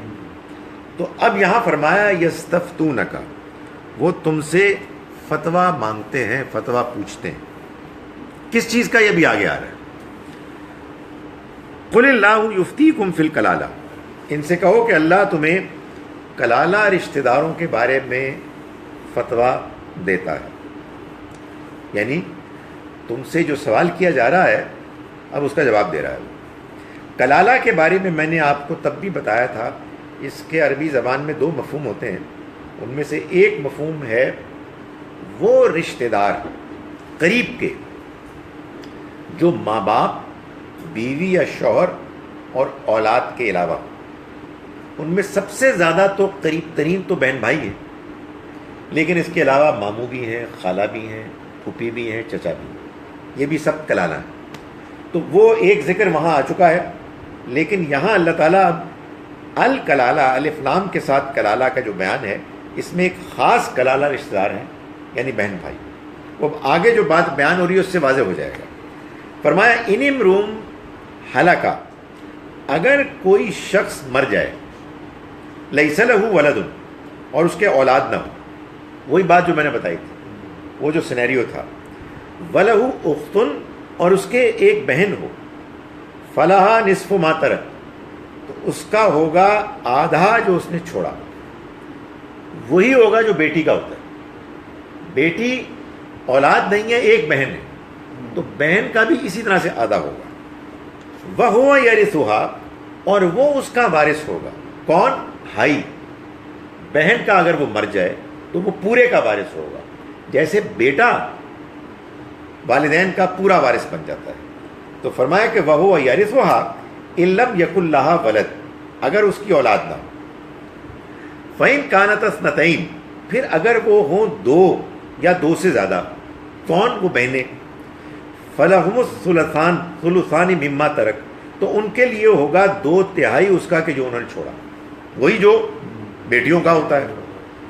وَإِن كَانُوا إِخْوَةً رِجَالًا وَنِسَاءً، اور اگر وہ ہو بہن بھائی بہت سے، مرد بھی اور عورتیں بھی، پھر کیا ہوگا؟ فَلِلذَّكَرِ مِثْلُ حَظِّ الْأُنثَيَيْنِ، پھر مرد کو، عورت یعنی بھائی کو بہن کے مقابلے میں دگنا ملے گا. یبین اللہ لکم ان تضلوا، واضح کرتا ہے تمہارے لیے اللہ کہ کہیں تم بھٹک نہ جاؤ، یعنی بات سمجھ لو. واللہ بکل شیء علیم، اور اللہ ہر چیز کا جاننے والا ہے. یہ اللہ تعالیٰ نے قرآن مجید میں بات بیان کی ہے کہ قرآن کے بیان کا یہ طریقہ ہوگا کہ اللہ تعالیٰ اپنی آیات کو پہلے محکم طریقے سے بیان کریں گے. محکم یعنی بریف، کمپریہنسو، پھر اس کی وضاحت کریں. اس کا فائدہ کیا ہوتا ہے؟ اس کا فائدہ یہ ہوتا ہے کہ آپ بھی غور کرتے ہیں، کبھی غور کرنے کے نتیجے میں صحیح وضاحت تک پہنچ جاتے ہیں، کبھی غلطی ہوتی ہے تو غلطی واضح ہو جاتی ہے اور آپ کی ٹریننگ ہوتی ہے اور آپ غور کرتے ہیں. اور بعض اوقات غلطی ہوگی تو اللہ تعالیٰ اس غلطی کو واضح کر دے گا. یہ قرآن نے کئی جگہوں پر کیا ہے، یہاں بھی کیا ہے. جناب اب میں اس کا ترجمہ ایک مرتبہ پھر کر رہا ہوں. آیت نمبر 166 سے ہم نے آج پڑھنا شروع کیا. بسم اللہ الرحمن الرحیم. شروع کرتے ہیں اس اللہ کے نام کے ساتھ جس کی رحمت بے پناہ ہے، جس کی عنایت ہمیشہ کے لیے. لیکن اللہ یشہد بما انزل الیک انزلہ بعلمہ، اگر یہ نہیں مانتے، جھٹلاتے ہیں تو نہ مانیں، مگر اللہ اس چیز کی گواہی دیتا ہے جو اس نے آپ پر نازل کی ہے، اس نے اپنے علم کے ساتھ اسے نازل کیا ہے. والملائکۃ یشہدون، اور اس کے فرشتے بھی گواہی دیتے ہیں.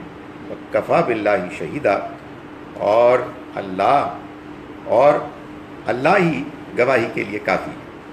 ان الذین کفروا وصدوا عن سبیل اللہ قد ضلوا ضلالا بعیدا، جن لوگوں نے انکار کیا ماننے سے اور اللہ کی راہ سے روکا، وہ بڑی دور کی گمراہی میں جا پڑے. ان الذین کفروا وظلموا، جن لوگوں نے انکار کیا اور وہ اپنی جانوں پر ظلم کرتے رہے. لم یکن اللہ لیغفر لہم، نہیں ہے اللہ ایسا کہ وہ ان کو معاف کرے. ولا لیہدیہم طریقہ، اور نہ انہیں جہنم کے سوا، اور نہ ہی ان کو وہ کسی راستے کی ہدایت دے گا. الا طریقہ جہنم، سوائے جہنم کے راستے کے. خالدین فیہا ابدا، وہ رہیں گے اس میں ہمیشہ کے لیے. وکان ذلک علی اللہ یسیرا، اور یہ چیز اللہ کے لیے بہت آسان. یا ایھا الناس، ہے لوگو، قد جاءکم الرسول، آ گئے تمہارے پاس رسول، بالحق، سچائی کے ساتھ، من ربکم، تمہارے رب کی جانب سے. فآمنوا خیر لکم، تو ایمان لے آؤ، اسی میں تمہاری بہتری ہے. وَإِن تکفروا، اور اگر تم نے انکار کیا تو تم اللہ کا کچھ نہیں بگاڑ سکتے. فإن للہ ما فی السماوات والارض، اس لیے کہ اللہ ہی کا ہے سب کچھ جو آسمانوں میں اور زمین میں ہے. وکان اللہ علیما حکیما، اور اللہ سب کچھ جاننے والا، بڑی حکمت والا ہے. یا اہل الکتاب، اے اہل کتاب، لا تغلو فی دینکم، مت اپنے دین کے معاملے میں غلو کرو، مبالغہ کرو. ولا تقولوا علی اللہ الا الحق، اور نہ تم اللہ کے بارے میں کوئی بات کہو سوائے اس کے کہ جو حق ہے. انما المسیح عیسی ابن مریم رسول اللہ و کلمتہ، مسیح عیسیٰ مریم کے بیٹے اللہ کے رسول اور اس کے کلمے ہیں بس. القاہا الی مریم، انہوں نے اس کو ڈالا مریم پر، وروح منہ، اور وہ اس کی طرف سے روح ہیں کہ جو انہوں نے اس پر پھونک دی. فآمنوا باللہ ورسلہ، چنانچہ ایمان لاؤ اللہ پر اور اس کے رسولوں پر. ولا تقولوا ثلاثہ، اور مت کہو کہ وہ تین ہیں. انتہوا، باز آ جاؤ. خیر لکم، یہی تمہارے لیے بہتر ہے. انما اللہ الہ واحد، اللہ تو بس ایک ہی الہ ہے. سبحانہ ان یکون لہ ولد، پاک ہے وہ اس چیز سے کہ اس کے ہو کوئی اولاد. لہو ما فی السماوات و ما فی الارض، اسی کا ہے جو کچھ بھی آسمانوں میں ہے اور جو کچھ زمین میں. وکفیٰ باللہ وکیلا، اور معاملات کو دیکھنے کے لیے اللہ ہی کافی ہے. لن یستنکف المسیح ان یکون عبدا للہ، مسیح کو اس بات سے ہرگز کوئی آر نہ ہوگی کہ وہ اللہ کے بندے ہوں. بل الملائکۃ المقربون، اور نہیں اللہ کے مقرب فرشتے اسے کبھی آر سمجھیں گے. ومن یستنکف عن عبادتہ ویستکبر، اور اگر کوئی اللہ کی بندگی کو اپنے لیے آر سمجھتا ہے، ویستکبر، اور تکبر کرتا ہے، فسیحشرہم الیہ جمیعا، تو ہم ان سب کو عنقریب گھیر لیں گے اس کے حضور میں پیش کرنے کے لیے. فاما الذین آمنوا، تو جہاں تک تعلق ہے ان کا کہ جو ایمان لائے، وعملوا الصالحات، اور جنہوں نے نیک اعمال کیے، فیوفیہم اجورہم، تو وہ ان کو دے دے گا پورا پورا ان کا اجر. ویزیدہم من فضلہ، اور وہ مزید دے گا ان کو اپنے فضل سے. واما الذین استنکفوا واستکبروا، اور جہاں تک تعلق ہے ان کا کہ جنہوں نے اس کی بندگی کو آر سمجھا اور تکبر کیا، فیعذبہم عذابا علیما، تو وہ انہیں دردناک عذاب دے گا. ولا یجدون لہم من دون اللہ ولیا ولا نصیرا، اور وہ اس کے مقابلے میں اپنے لیے نہ کوئی مددگار اور نہ کوئی حمایتی پائیں گے. یا ایھا الناس، اے لوگو، قد جاءکم برہان من ربکم، تمہارے پاس تمہارے رب کی جانب سے ایک حجت آ گئی. وانزلنا الیکم نورا مبینا، اور ہم نے نازل کی تمہاری طرف ایک واضح روشنی.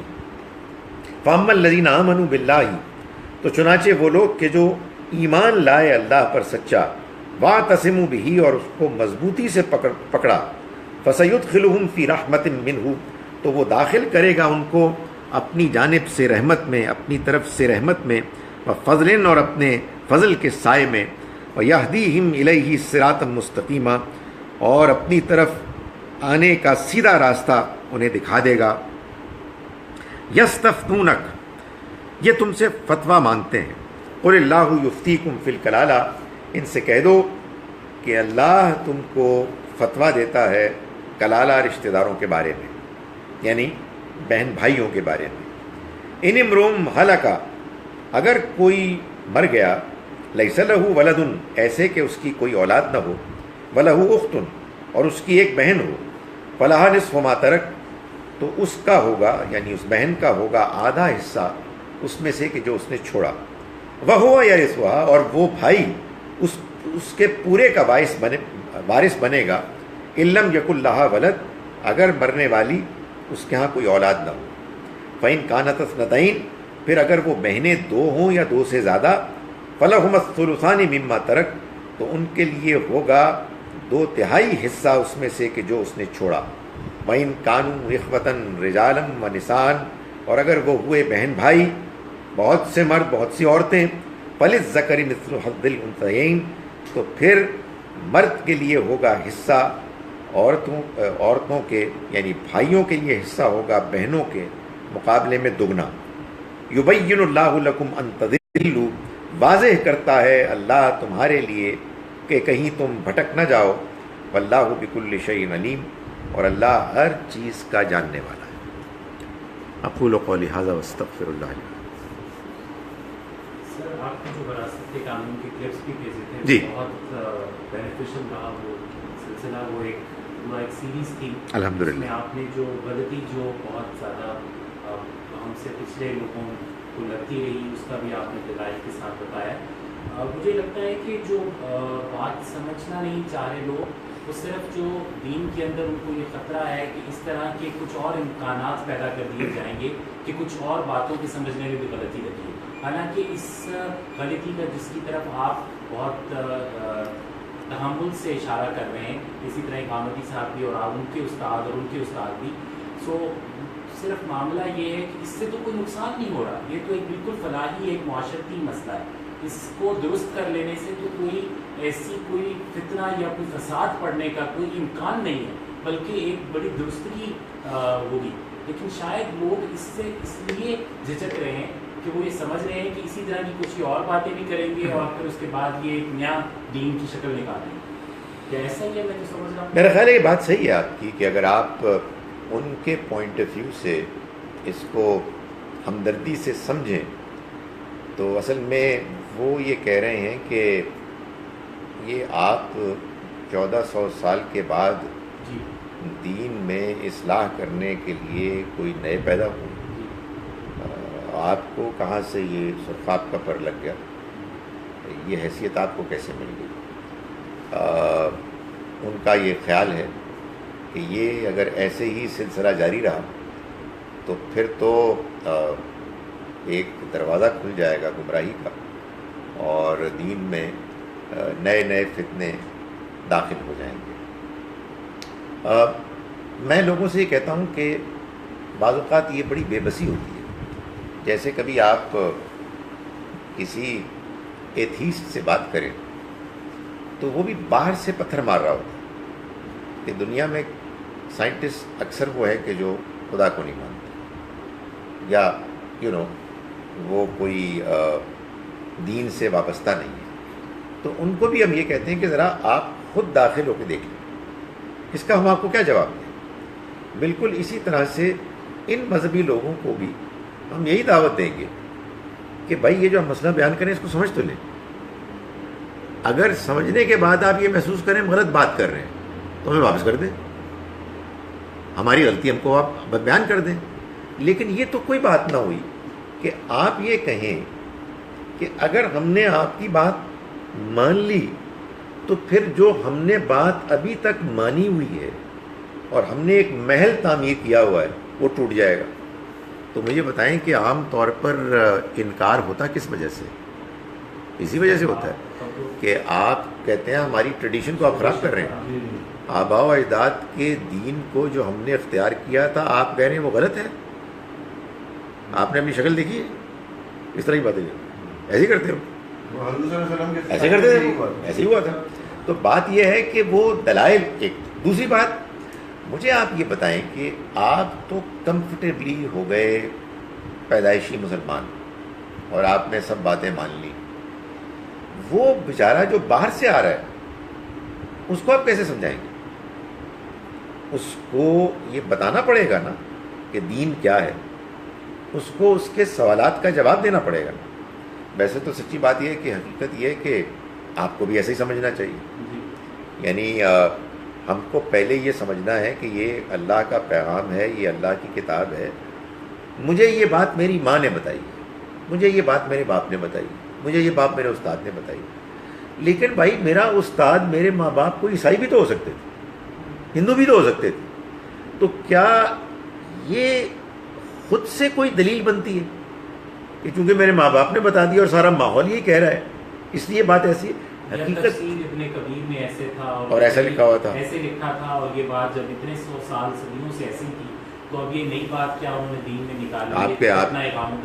آپ کے خیال میں بائبل کی بہت سی تفاسیر نہیں ہے؟ بڑی زبردست قسم کی تفاسیر ہے, وہ بھی اسے سوچتے ہوں گے. سو گزارش میں کر رہا تھا وہ یہ ہے کہ میرا اپنا خیال یہ ہے, آئی ڈونٹ نو, آپ لوگ سب پڑھے لکھے سمجھدار لوگ ہیں, کیا میں غلط ہوں اس بات کے سوچنے میں کہ جب ہم 15-16 سال کے ہوئے یا 20-25 سال کے ہوئے تو ہم نے یہ سوچنا شروع کیا یہ ہے کیا خالد ظہیر میرا نام تو ہے, کوئی چکر کیا؟ آئی تھنک میرا خیال ہے یار یہ ہر بندے کے میں سوال پیدا ہوتا ہے یار, پیدا تو ہو گئے ہیں, ارے ہے کی اس کے بعد آدمی جینونلی سوال کرنا شروع کرتا ہے. اب مصیبت یہ ہے کہ ہمارے ماحول میں اس سے ڈرا دیا جاتا ہے. میں بتایا ایک خاص قسم کا مبالغہ آمیز ماحول پیدا ہوتا ہے, اور اگر آپ مجھے اجازت دیں تو ایک مصنوعی ماحول ہوتا ہے جس میں لوگ سب مل کے ایک بات کر رہے ہوتے ہیں, بالکل ٹھیک ہے, بے شک اس میں کوئی شبہ ہی نہیں ہے, یہی بات صحیح ہے, وہ لوگ غلط ہیں. بھائی کیا غلط ہے یار, کیا صحیح ہے, بات پہلے سمجھاؤ تو صحیح. تو ہمارے ہاں انفارچونیٹلی یا ڈر خوف یا دھمکی یا معاشرتی پریشر یا مخالفانہ جملے, یہ چیزیں بنتی ہیں کہ جو لوگوں کے دین کے ساتھ وابستگی کا ذریعہ بنتی ہیں. اس کے نتیجے میں انفارچونیٹلی اصل دین کا فہم اور اس کی اسپرٹ غائب ہو جاتی ہے. سر کیا کبھی ایسا ہوا کہ آپ نے ان لوگوں کے ساتھ جو بہرحال آپ کی بھی کنٹمپریریز ہیں اور جن سے آپ نے بھی بہت, جن کے ساتھ آپ کا بھی بہت تعلق رہا اپنی زندگی کے شروع کے دور میں, کیا وہ اس بات کو مانے کبھی جو یہ دلائل تھے, کیونکہ وہ بھی اسکالری ذہن رکھنے والے تھے, تھیولوجسٹ تھے سارے, وہی جو فکر جو ہم تدبر دیکھتے ہیں یہ سب کے میں موجود ہے, کسی میں کچھ ذرا زیادہ نظر آتا ہے اور کسی میں کچھ پچھلوں کی پیروی والا معاملہ زیادہ ہے, تو کیا ان کو یہ بات سمجھ آئی کہ یہ جو اسکول آف تھاٹ ہے یہ کوئی بات سمجھ آ ہے؟ میں آپ کو ایک بڑا دلچسپ so that we are all part of this, یہ آپ کس ٹاپک پہ بات کر رہے ہیں؟ یہ اصل میں اس ٹاپک پہ بات کر رہے ہیں کہ یہ جو آپ نے قانون وراثت میں جو باتیں بیان کی ہیں, ہمارے ہاں ایک جو مشہور پوائنٹ آف ویو ہے اس کے مطابق قانون وراثت میں جو تقسیم ہے اگر آپ کریں گے تو اس میں بعض اوقات میتھمیٹیکل ایرر آ جائے. مثلا یہ ہوگا کہ ایک شخص مرتا ہے اور وہ اپنے پیچھے چھوڑتا ہے ایک بیوہ کو اور ماں باپ کو اور 2 بیٹیوں. 2 بیٹیوں کا حصہ ہے 2/3, ماں کا حصہ ہے 1/6, باپ کا حصہ 1/6 اور بیوہ کا حصہ 1/8. سو 2/3 ہو گئے بیٹیوں کے, 1/6 + 1/6 میتھمیٹیشین ہمارے پاس بیٹھے ہوئے ہو گئے 1/3, تو 1/3 + 2/3 = 1. تو باقی جو بیوہ کے پاس کا جو 1/8 ہے وہ کدھر جائے گا؟ تو وہ یہ مانتے رہے ہیں لوگ, یہ مانتے رہے کہ یہ ایسے ہی ہے. مگر اس میں ایسے نہیں ہے کہ پہلے اس کا نکلے گا پھر آگے. وہ تو یہی تو ہم نے واضح کیا ہے, لیکن یہ کنونشنل ہماری انڈرسٹینڈنگ میں ایسا نہیں. اچھا, تو وہ اس جب سے میں نے ہوش سنبھالا ہے اور جو دیکھے ہیں اس وقت سے تو میں یہ ہوں کہ پہلے یہ نکالیں پھر جو بچ جائے. وہ آپ نے اپنی نیچرل کامن سینس سے اس کو یوں سمجھا, مگر آپ اگر پرانی کتابوں میں پڑھیں گے تو اس میں وہ ایسے ہے کہ یہ پورا ہوتا نہیں ہے. اسی کو تو بہت سے جو ہمارے مخالفین ہیں اپارٹ فرام ادر تھنگ اس کو بھی ایک وہ بناتے ہیں. تو اسی طرح کی اور بھی کچھ اوپینینس ہیں, اس پہ بات ہو رہی تھی. تو میں آپ کو یہ بتا رہا ہوں کہ ابھی میں ریسنٹ آپ کو واقعہ سناتا ہوں کہ ہوتا کیا ہے. جاپان میں آخری دن مجھے جانا تھا ایئرپورٹ, تو وہ صبح ذرا آکورڈ وقت تھا, تو میں بھی کسی کو نہیں چاہتا تھا کہ تکلیف دوں. تو وہ ایک بس کے ذریعے سے اس کو لیموزین ایئرپورٹ لے جا رہی تھی, تو اس میں طے ہو گیا. مگر مشکل یہ ہے کہ وہ جاپان میں زبان تو جاپانی ہے, تو اگر میرے جیسا کوئی جاپانی نہ جاننے والا وہاں پھنس جائے تو مطلب پھر کچھ نہیں ہو سکتا. آپ بالکل ایسے ہی جیسے کہ بالکل پردیس میں ہیں and have got no idea. تو لوگ تھوڑے سے وہ نروس بھی تھے کہ یار یہ کیا ہے یار, پتہ نہیں کہاں پھنس جائے گا. تو ایک صاحب نے فون کیا کہ میں ان کو چھوڑ دوں. اب یہ جو صاحب تھے ان کا تعلق کسی ایسی ریلیجس انڈرسٹینڈنگ سے تھا کہ جس کے بارے میں تھوڑا سا نروس تھا کہ یار پتہ نہیں یہ مجھ سے کیا باتیں کریں. But the 2 hours that we spent together اتنے اچھے ہماری آپس میں بات ہوئی ہے, اس لیے کہ وہ اصل میں اپنے ماحول کو چھوڑ کے آ گئے اور انہوں نے کہا جی کہ مجھے آپ کی باتیں سمجھ میں آ رہی, اور یہ آخر کیا وجہ ہے کہ لوگ مخالفت کرتے ہیں, اور آخر مخالفت تو ہر صحیح بات کی ہوتی ہے. تو وہ ہوتا کیا ہے کہ وہ ایک ماحول بن جاتا ہے اور اس ماحول میں بڑی سخت باتیں لوگ کرنی شروع کر دیتے ہیں، اور قرآن کی روشنی میں بات کو سمجھنے کا معاملہ وہ پھر غائب ہو جاتا ہے۔ اچھا، اس میں ایک اور چیز بھی ہے، اس طرح کی باتیں جو ہوئیں وہ بعض اوقات ایسے لوگوں کی طرف سے ہوئی، نئی باتیں ڈفرینٹ، کہ جن کی باتوں کا غلط ہونا وہ ہم بھی مانتے ہیں۔ مثال کے طور پر اسی زمانے میں کچھ عرصہ نہیں ہوا، غلام احمد پرویز صاحب بھی آئے، جی یہ بڑا مسئلہ ہے۔ سو وہ کہتے ہیں جی کہ وہ آئے تو انہوں نے تو حدیث کا انکار کر دیا، تو پھر آپ بھی ایسے ہی لوگ ہیں۔ جی کیونکہ یہ بہت زیادہ وہ کوشش کر رہے ہیں کہ ہاں، محنت کر رہے ہیں۔ اس سے پہلے ایک اور صاحب آئے، غلام احمد قادیانی صاحب، وہ ان سے بھی اور آگے بڑھے ہوئے تھے۔ تو ہمارے جو عام ٹریڈیشنل لوگ ہیں وہ جب بھی ان کے کان میں کوئی ذرا سی نئی بات پڑتی ہے کہنے نہیں ہے۔ حالانکہ ان سے کہنا چاہیے کہ ٹریڈیشنل بھائیوں اور بہنوں، آپ کو معلوم ہونا چاہیے کہ آپ کی اپنی ٹریڈیشن میں کتنا شدید اختلاف ہے۔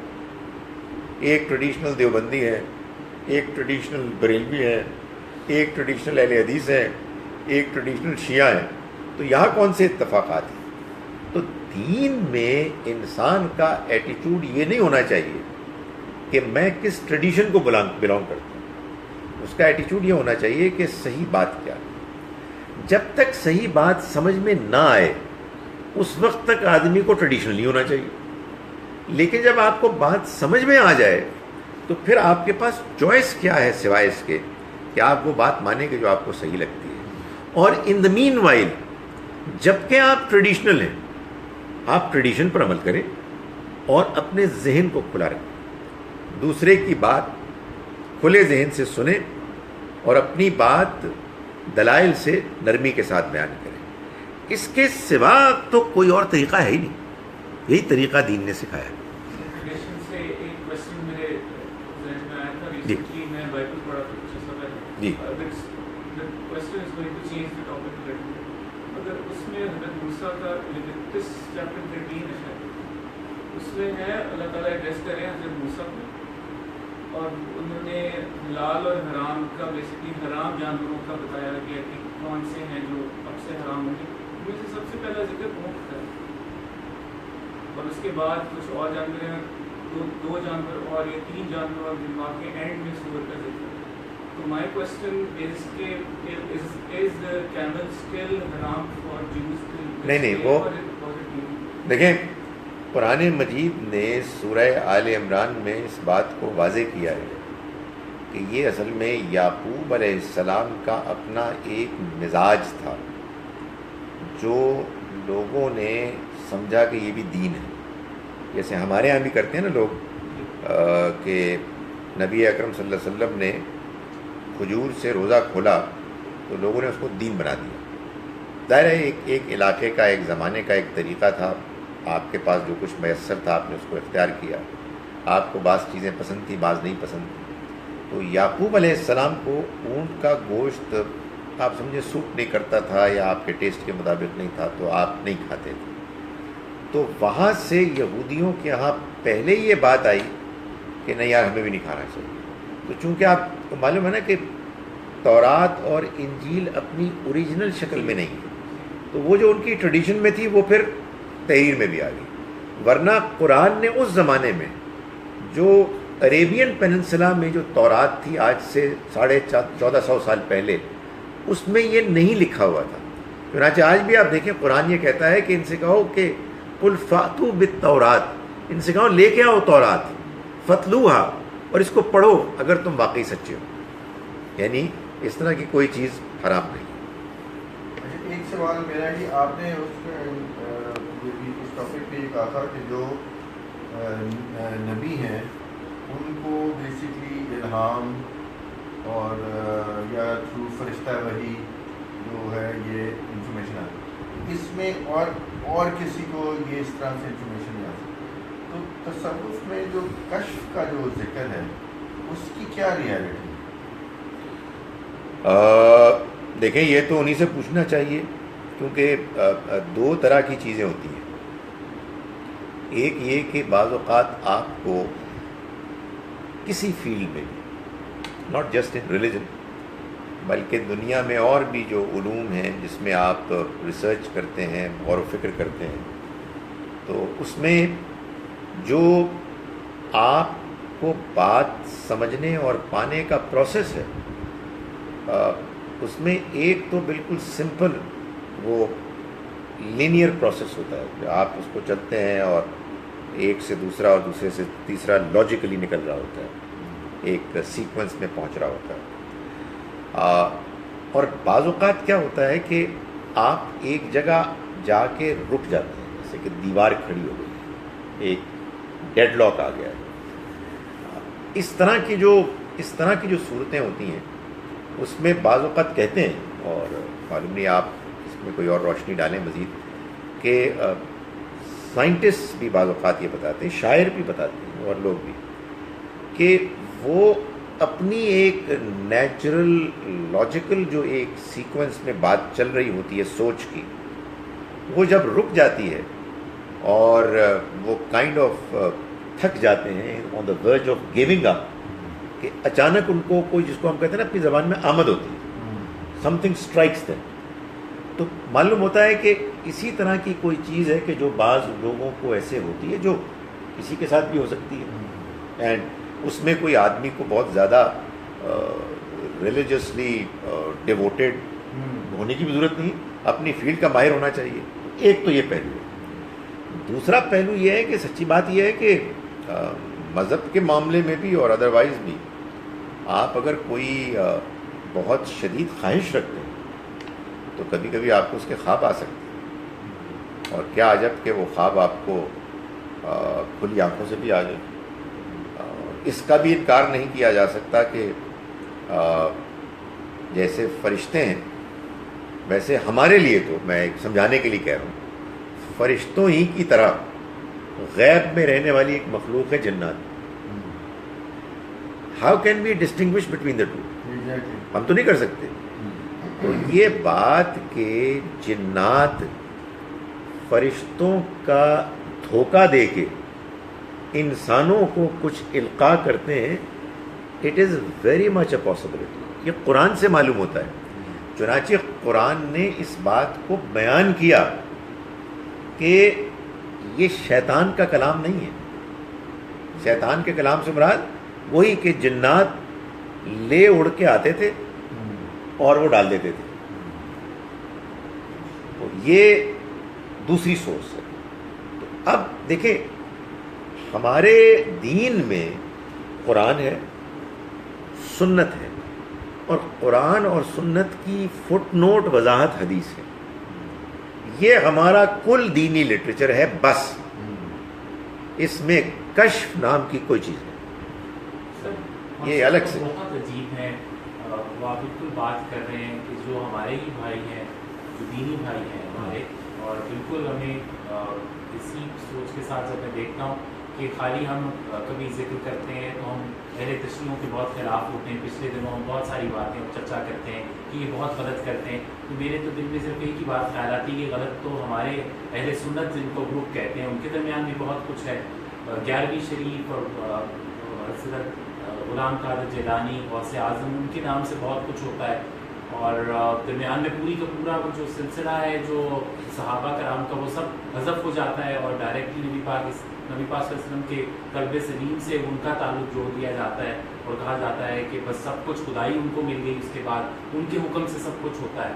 تو بہت ساری یعنی رسالت کے اس چیز کے کہ نبی پاک صلی اللہ علیہ وسلم کے بعد لوگوں نے نبوت کے دعوے کیے، لیکن اس کے علاوہ اتنا کچھ غلو ہوا ہے جس کو آپ کہتے ہیں ایگزیجریشنز ہوئی ہیں کہ جن کا حساب ہی کچھ نہیں ہے، جو بہت، اور درستگی کی شاید ایک ہی صورت ہے کہ ہم ٹیکسٹ کو پڑھ کر پھر سے اس کو سمجھنے کی کوشش کریں۔ ایسا ہی ہے، سو اس کے علاوہ اور کوئی صورت نظر نہیں ہے۔ ایسا ہی ہے۔ دیکھیے میں آپ کو بتاؤں، جو لوگ اپنی ٹریڈیشن میں ہوتے ہیں وہ بہت اس میں جذبات ہوتے ہیں جی، اور وہ کوئی بھی ٹریڈیشن ہو سکتی ہے، اس سے نکلنا آسان نہیں ہوتا۔ مجھے جاپان میں 2 الگ الگ موقعوں پر 2 جاپانیوں نے یہ سوال کیا، بڑا نیچرل سوال تھا، ایک خاتون نے ایک مرد نے، اور وہ یہ تھا کہ انہوں نے خاتون نے کہا کہ میری والدہ فوت ہو گئی اور وہ مسلمان نہیں تھی، تو مسلمان یہ کہتے ہیں کہ وہ جہنم میں جائیں گے۔ یہی سوال دوسرے نے بھی کیا، تو یہ کوئی آسان چیز ہے؟ آپ نے جہنم میں جائیں گے۔ میں مطلب I could see Hare face کہ جس طرح سے کہ وہ شی واز کنسرن اور پریشان تھی۔ تو یہ کیا چیز ہے؟ یہ آپ کا تعلق ہے۔ آپ نے پچھلے 45 سال سے ماہ محرم میں وہ سارا جو ایکٹیویٹی ہے اس میں آپ شامل رہے، تو آپ اچانک اس کو سمجھیں کہ وہ ٹھیک نہیں ہے، یہ آسان نہیں ہے، یہ کیسے ہو سکتا ہے؟ بہت مشکل ہوتا ہے۔ تو جیسے ہم اپنے ٹریڈیشن میں پھنسے ہوئے ہیں، دوسرے بھی پھنسے ہوئے ہیں، اس وجہ سے کسی کو الزام نہیں دینا چاہیے، بس یہ کرنا چاہیے کہ ان کو ہم اپنی بات بتائیں اور ان سے ان کی بات سنیں۔ میرا خیال ہے کہ ہم کو بہت زیادہ اس پر کام کرنا چاہیے کہ ہمارے معاشرے میں وہ ماحول پیدا ہو جائے کہ جس ماحول میں ہم ایک دوسرے سے اپنی اختلافی باتیں سلیقے کے ساتھ کرنے کے قابل ہو جائیں۔ یہ کام بہت ضروری ہے، اور بدقسمتی سے اس معاملے میں پیش رفت نہیں ہو رہی، بلکہ الٹ سمت ہم چل رہے ہیں، زیادہ سے زیادہ انٹالرنٹ ہو رہے ہیں۔ میں ایک دو سوال یہاں کے پڑھ لوں اگر آپ اجازت دیں۔ ویلکم، یہ بڑے عرصے بعد آئے، یہ بڑے عرصے بعد آئے، لیکن ان کا عرصہ ہے کوئی 4 مہینے۔ آپ کا کتنا ہے؟ 1 سال سے زیادہ۔ My beloved sister passed away recently. My parents passed away some time back. Please tell me, my sister's ruh is with Allah, but is my parents' ruh separate with Allah, or are they together? I have no idea. I have no idea whatsoever. اس لیے کہ یہ تو اللہ ہی جانتا ہے۔ میں جو بات آپ کو بتا سکتا ہوں وہ بات ہے کہ جو قرآن میں بیان ہوئی کہ اگر قیامت کے بعد، یہ تو قیامت سے پہلے کی بات ہے نا، موت اور قیامت کے دن کے درمیان اب آپ کی بہن اور آپ کے والدین عالم برزخ میں ہیں۔ عالم برزخ کے بارے میں ہمیں کوئی بہت زیادہ تفصیلات معلوم نہیں۔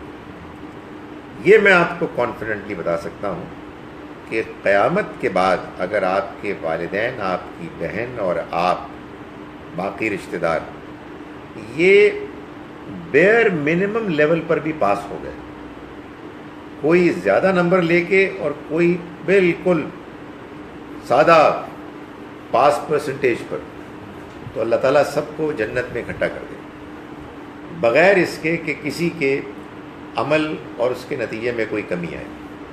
اس کا بھی لوگ 2 طرح سے اس کو بیان کرتے ہیں، ایک یہ کہ سب کو ایک طرح کا کر دیا جائے گا۔ مجھے ایسا لگتا نہیں، ایسی بات نہیں ہے۔ یہ ایسی بات ہے کہ سب کو ایک ہی شہر میں بسایا جائے گا۔ یہ اور بات ہے کہ کوئی گوال منڈی میں ہوگا، کوئی گلبرگ میں ہوگا، شہر تو ایک ہی ہے نا۔ تو کچھ اس طرح کا معاملہ ہوگا۔ لیکن یہ میں کانفیڈنٹلی کیوں کہہ رہا ہوں، یہ ایک قرآن میں موجود ہے۔ جو چیز قرآن میں موجود نہیں ہے اور ایک ایسی دنیا سے متعلق ہے کہ جو ہم نے دیکھی نہیں، اس کے بارے میں جو بھی بات ہوگی وہ بس محض قیاس پر مبنی ہوگی۔ اور ایک اور بات بھی میں آپ کو بتاؤں، بہت زیادہ آپ نے اس میں جذباتی ہو کے دلچسپی لینی شروع کی تو آپ کو غیب سے خبریں آنی شروع ہو جائیں گی، اور غیب سے مراد جنات کی خبریں۔ آپ کو یہ بات معلوم ہے، یہ ہمارے ہاں کی ہے، لڑکیاں بچیاں عام طور پہ کیا کرتی تھیں کہ وہ روحوں کو بلاتی تھیں۔ میں نے ایک مرتبہ بعض ایسی لڑکیوں سے پوچھا کہ یہ تم ڈرامہ کرتی ہو؟ وہ کہتی نہیں، ہمارا ہاتھ چلتا ہے، ایکچولی لٹرلی چلتا ہے۔ تو وہ کیا ہے؟ وہ جنات ہیں۔ یعنی جنات جو ہیں وہ انسانوں کو دھوکہ دینے کے لیے اپنے انویزیبل ہونے کا فائدہ اٹھاتے ہیں، اور ہم لوگ ان سے الو بنتے ہیں۔ ان کی باتیں سن کے، کیونکہ ہوتی ہے یہی والی بات ہے نا، ہمیں خواہش ہے، مجھے خواہش ہے کہ میری مرحومہ بہن مجھے مل جائے، میں اس سے کوئی گفتگو کر لوں، تو ہو سکتا ہے ہو جائے گی گفتگو، لیکن میرا یہ خیال ہے کہ ہمیں اللہ کے بتائے ہوئے پیغام پر اکتفا کرنا چاہیے، اور وہ یہ ہے کہ آخرت میں انشاءاللہ اللہ نے اپنا کرم فضل کیا تو ہماری ملاقات ہوگی۔ یہ پوچھتے ہیں کہ اللہ تعالیٰ عرش پر ہے، اس سے کیا مراد ہے؟ اس سے مراد یہ ہے کہ اللہ نے اس دنیا کا نظام سنبھال لیا۔ عرش یہ استعارہ ہے، میٹافر ہے۔ ایک زمانے میں جب بادشاہت ہوا کرتی تھی پرانے زمانے میں، تو ان کا ایک تخت ہوتا تھا، اس پر وہ بیٹھتے تھے اور ان کے وزراء، ان کے جو بھی جرنیل ہوتے تھے وہ ان کے آس پاس ہوتے تھے، مشیر، اور وہ فرامین جاری کرتے تھے۔ تو اس سے تخت یا عرش یہ اصل میں ایڈمنسٹریٹو کنٹرول کے لیے یہ ایک میٹافر بن گیا ہے۔ تو اللہ عرش پر ہے سے مراد یہ ہے کہ اللہ تعالیٰ نے دنیا کا نظام سنبھال لیا ہے، سنبھالا ہوا ہے، اور وہ اس دنیا کو چلا رہا ہے۔ اس کی کوئی فزیکل کونوٹیشن جو ہے اس کو سوچنے کی آپ کو اجازت نہیں، یہ قرآن کہہ رہا ہے۔ اس لیے کہ اگر آپ سوچیں گے تو غلط سوچیں گے۔ سورہ مائدہ شروع کی تھی، پھر سورہ نساء کیوں؟ اس کا جواب آپ دیں۔ بھائی میں ایک فارغ آدمی ہوں، تو میں مختلف کلاسز لیتا ہوں، تو یہ جو کلاس ہے یہ اور کلاس ہے، وہ جو آپ بات کر رہے ہیں وہ اور کلاس ہے۔ اس میں اگر آپ کی دلچسپی ہے تو ہفتے کے روز 11:30 بجے آپ پھر آ جائیں فیس بک پہ، یا آپ کو پھر اس کے بعد اس کی ریکارڈنگ ملے گی، وہاں ہم سورہ مائدہ پڑھ رہے ہیں، اور اگلی مرتبہ سے یاد پڑھنا شروع کر دیں گے۔ تو یہ جواب تو آسان ہو گیا۔ اب میں بس ٹائم کم ہے، جتنے 2 منٹ رہ گئے اس میں اگر میں جواب دے سکا۔ سر دنیا میں علم اور عمل کا امتحان ہے، عمل کے امتحان میں تو میں دیکھتا ہوں کہ اچھی خاصی تعداد ہے جو ایماندار ہے، مگر علم کے معاملے میں 1% بھی نہیں نظر آتے۔ اس کی کیا وجہ ہے؟ مجھے کبھی کیا کہتے ہیں، اس کی کیا وجہ ہے؟ مجھے کبھی کبھار تشویش ہوتی ہے کہ علم کا امتحان ہے یا نہیں، کیونکہ کوئی نظر ہی نہیں آتا کہ جو ایمانداری سوچتا۔ دیکھیں آپ اچھی امید رکھیں انسانوں سے۔ گزارش یہ ہے کہ آپ نے سوال بڑا اچھا کیا ہے، ٹائم میرے پاس کم ہے۔ میرا خیال ہے کہ علم کے امتحان میں پاس ہونے کا مطلب 100% نہیں ہے۔ آپ کو میں یقین دلاؤں کہ جن لوگوں کے بارے میں آپ سمجھتے ہیں کہ وہ علم کے امتحان میں ناکام ہو گئے، ان میں بہت سے ایسے ہیں کہ جو 100 میں سے کوئی 50 لے چکا ہے، کوئی 60 لے چکا ہے، کوئی 70 لے چکا ہے۔ آپ پاس ہونے کا مطلب یہ لے رہے ہیں کہ وہ اعلان کر دیں کہ ہماری بات غلط ہے۔ ایسا کم ہوتا ہے، وہ 100% ہے۔ لیکن یہ میں آپ کو بتاؤں کہ دنیا میں بہت سے لوگ ایسے ہیں، ہندو ایسے ہیں جو نبی صلی اللہ علیہ وسلم کی نبوت رسالت کا اقرار کرتے ہیں۔ بعض لوگوں نے نعتیں پڑھی ہیں اتنی شاندار، اور اپنے اپنے علاقے میں، اپنے ماحول میں جس حد تک ان کے لیے سچائی ماننی ممکن ہے وہ مانتے ہیں۔ تو آپ تو بھائی اس امتحان کا فیصلہ نہیں کریں گے نا، جو فیصلہ کرے گا وہ جانتا ہے۔ سر ایون ٹوڈے اگر آپ ابھی گوگل پہ سرچ کریں نا کہ how many Christians believe that Jesus was not the son of God implying that he was a prophet and God is one, تو 2% دکھاتے ہیں، 2.2% دکھاتے ہیں out of Christians, out of people believing in the Trinity, who don't believe. Yes. تو اللہ تعالیٰ جانتے ہیں۔ Oh yes, oh yes, absolutely, absolutely. آخری سوال بھی کر لوں یہ، سوری جی لاسٹ کوشچن جی۔ ڈاکٹر صاحب، یہ وراثت کا بڑا کلیئر آپ نے ذکر کیا، اور ہم نے بڑا کلیئر نوعیت دی ہوئی ہے جی جی، لیکن ایکچولی کیا ہو رہا ہے؟ بہت خطرناک، بہت خوفناک۔ ایک والد فوت ہو گیا، جوان بیٹے ہیں، بیٹیاں ہیں، کباری ہیں، جی ماں ہے، کاروبار ہے، فیکٹری ہیں، ان پہ بیٹوں کا قبضہ کیا ہوا۔ ایبسلیوٹلی۔ अब कारोबार चल रहा है, बच्चियों की शादी हो रही है, अल्लाह पर बच्चियों को कुछ नहीं देते। नहीं देते। जब उनसे कहा जाता है कि आपने कुरान में इस विरासत में फैमिली का जो हिस्सा बनता है, बेटी में समझ लो, कहते भाई हसीना ने ब्याह कर देते, हाँ, वो जहेज दे दिया उनको काफ़ी। खत्म हो गई। इसका क्या यार इसका सोसाइटी में रहा, इसका हल बेटियों को नहीं दिया जाता, लोगों को कुरान पढ़ाना है। बेटे बेटे काबल हो गए, कुरान मजीद में माँ के पास है, कुरान मजीद में कानून बन गया ना, जो लोग लड़कियों को नहीं देते वो क्राइम, देखिए तो कानून बन गया के जो नहीं देते वो क्या करें, ये नहीं केस हो सकता है, केस कर सकते हैं। नहीं वो तो हाँ, वो नहीं जाती ना, बहनें नहीं जाती, बहनें नहीं जाती।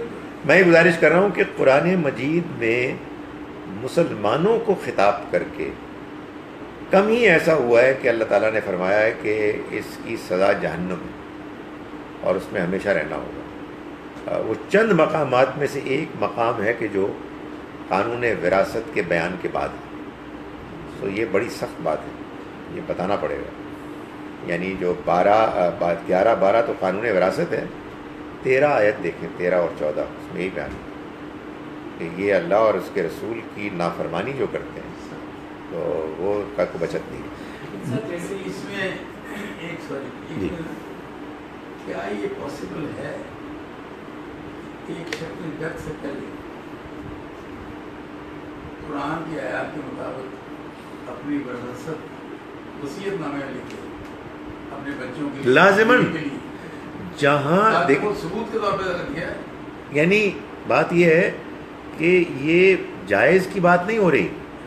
अगर उसको खदशा है कि इसके बरक्स होगा तो ये उसको लाज़िमन करना चाहिए, उसको लाज़िमन करना चाहिए, कर देना चाहिए। बिल्कुल करना चाहिए। क्योंकि मैंने सुना था कि जो विरासत है वो इनहेरिटेंस को नहीं की जा सकती। नहीं, वो एक और बात कह, वो ये कह रहे हैं कि जहाँ ये बात मालूम है कि लॉ ऑफ इनहेरिटेंस के मुताबिक तकसीम नहीं होगी, मरने वाला वो लिख के जाए कि खुदा ताला के कानून विरासत के मुताबिक तकसीम ये होगी। ये मेरी बच्ची का, ये हाँ। मेरे बेटों का, ये वो ये कह रहे हैं।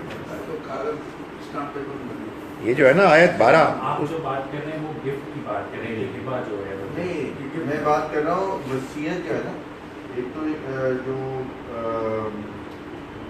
let's say जो इनहेरिटेंस आती है, 2-3 चीज़ें आती है। लोन आता है, वसीयत आती है, फिर शेयर होल्डर्स आते जी हैं। जी तो वो जो है ना वसीयत is can not be to share holders other than inheritance, other than share holders. Change नहीं किया जाता।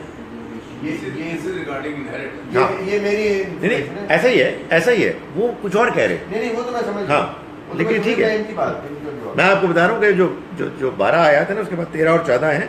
तिल का हदूदुल्लाह, ये अल्लाह की हदूदें, आयत नंबर 13 है कानून विरासत बयान करने के बाद।